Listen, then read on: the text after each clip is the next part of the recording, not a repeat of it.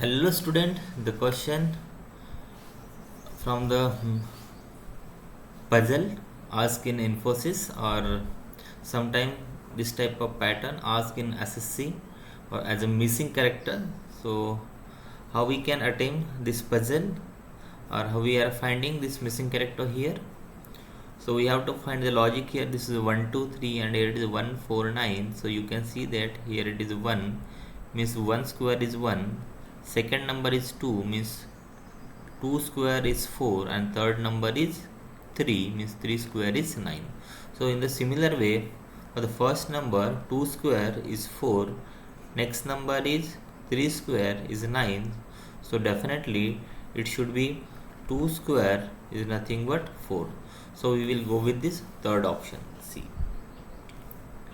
2 square, third number square, 4. I think it is clear to everyone.